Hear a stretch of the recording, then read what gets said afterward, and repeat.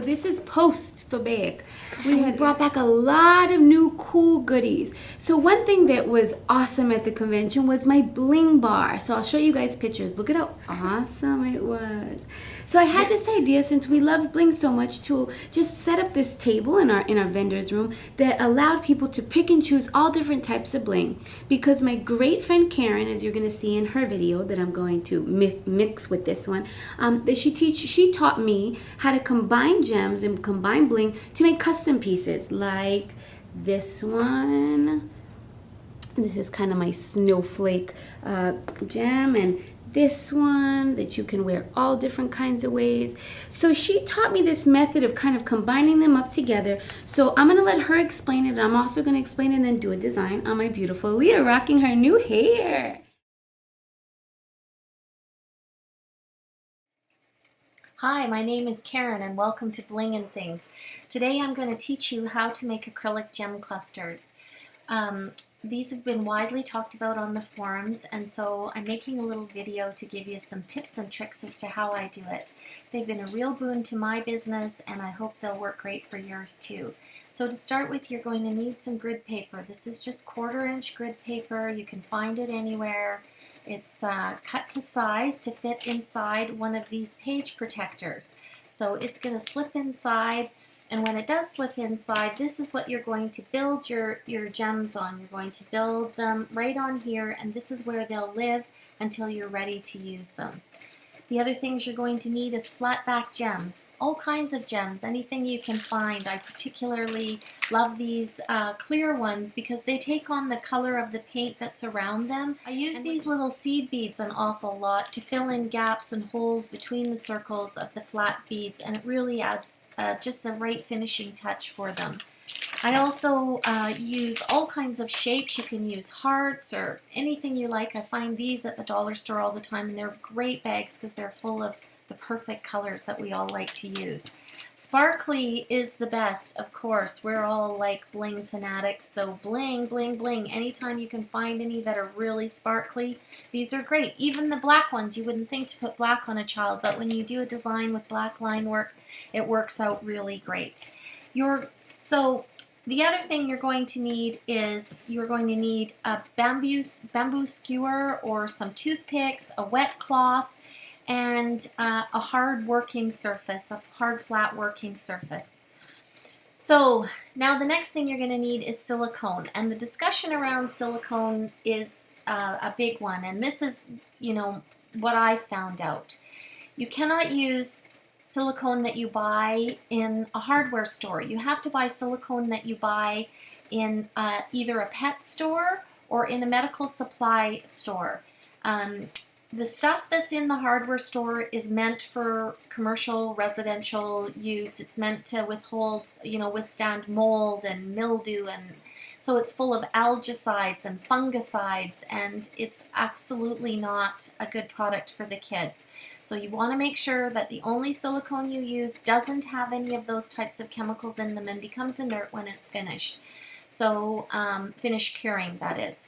So you want to use pet silicone or medical grade silicone. So here is how you're going to do it. This is an expanded version of the grid, of course.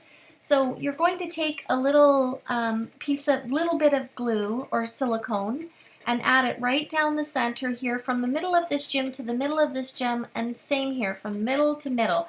So basically a T right here in the center. You apply the leading edge of the gem onto the glue, onto the silicone, and just set it in there, press it in, and the same here and here. If you get glue gushing out in these corners here, wipe it away with a toothpick or your bamboo skewer. Make sure that the gems are nice and clean and that you can't see any gushing out.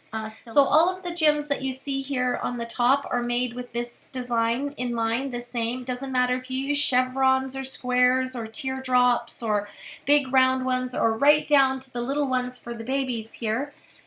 Make sure that your gem isn't overwhelming your design, but rather becoming a beautiful focal point. You can see here that this is a very quick 1-minute design, right? All of us could do this really quickly. So I'm just going to peel off this gem right here. So you just take it off when you're ready to use it. Add just the tiniest bit of this glue. Really smear it around. I'm not really squeezing the tube for much glue. And apply it to the focal point of your design. And you can see how much that adds to the design. The kids just absolutely love them. The parents love them. The kids collect them. They'll come with their little jewelry boxes full of the gems that they have. I don't necessarily let the kids choose while we're working because, you know, it takes too much time and they're handling all the gems, but I try, if they show me which ones they have, I try to give them something that looks different. So this is a really great way, takes 1 second to apply it, and it adds so much value. People love these gems. Even if you don't do glitter and outlining, they don't even seem to notice as soon as you plunk that gem on the center. They're just all good to go. So thank you for coming out today, and I hope you have a lot of fun making gems. I'm going to be trying to teach some new classes. Every couple weeks I'll come out with a new class on my YouTube channel called Bling and Things. And I also have a Facebook page now, Bling and Things. So I hope that you'll all come there and share your gems that you're making and the jewels that you find in the craft store so we can all find the best ones out there. Thanks for coming. Bye.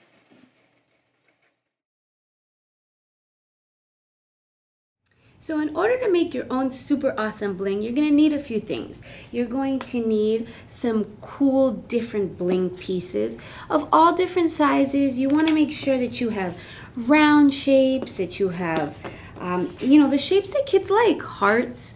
That way you can kind of dress up any of these fun designs. Of course, what else than snowflakes for Frozen. So the great news is that Silly Farm is going to have all this awesome bling coming back in stock, hopefully by the end of the month. But definitely stock up on a bunch of different bling. So, as I was saying, you're going to need your bling. You're going to need a piece of, this is a plastic baggie. You'll want either this or the sheet protectors that you put your sheets in, like your papers in.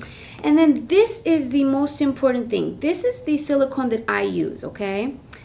This is the most important thing, no odor. The ones that you buy at any of kind of like the hardware stores, they have a really strong odor and they can make you super sick. So make sure that you get one that says no odor.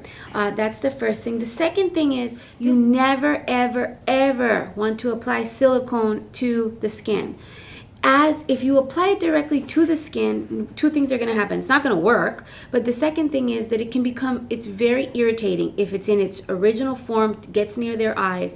Once it's dry, it's okay to the touch. We use this all the time for decoupage, for adding like sealers to your bathroom, to tiles. So this, once it's dry, it's no longer irritating, because once it dries, what it does is it bonds your gems together that you can see here, and it kind of creates this flat back so that you just take your glimmer glue or any type of adhesive spirit gum, then you can apply it right onto the skin. So the silicone in its original form never touches the skin. That's the most important thing. If you read the back of this label, it's going to give you all of these warnings, so I want to make sure that you're listening to my directions. Do not apply silicone to the skin.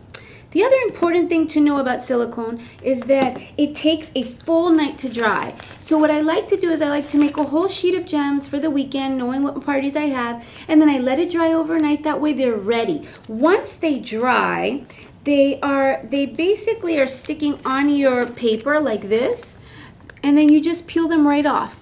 Just like that, and they become with this nice backing so that it holds all the pieces together. And if you have any extra silicone around the edges, like in here, all you got to do is just kind of either use your nail and pull it off, just like I did right there, to pull off those extra pieces, or just use those little scissors and cut around it. It's definitely up to you. You can see some of the pieces that I made.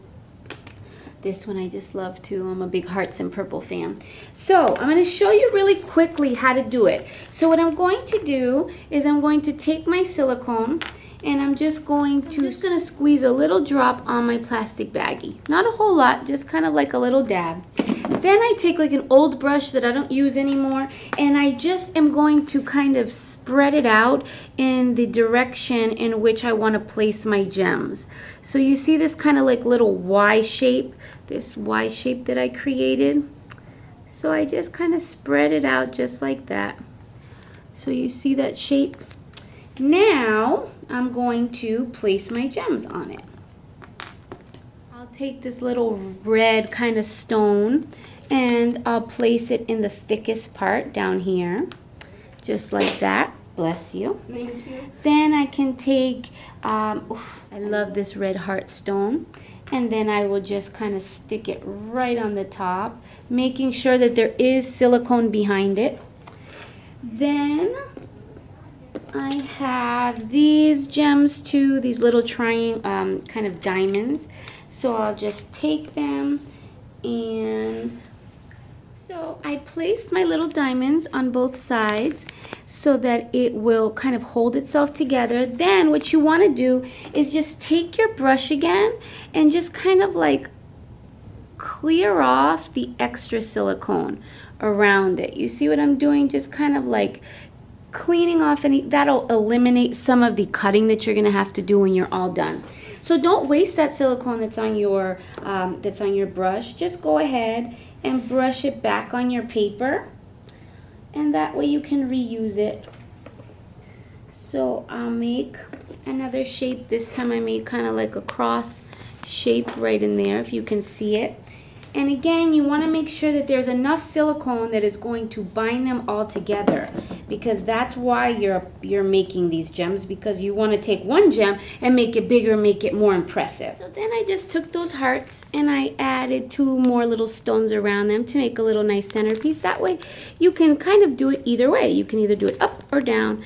And then I just start building them across my whole entire paper until I'm comfortable. I have enough gems for the weekend or however many I want to create. And then I leave it just like this overnight. Again, you need the silicone to cure, and once it does, it'll come directly off of this paper with this easy background, and then that way you can glue that directly onto the skin, onto the neck. But these are just awesome, impressive once you do. So I hope I did a good job explaining it, Karen and I. So now I can actually put it in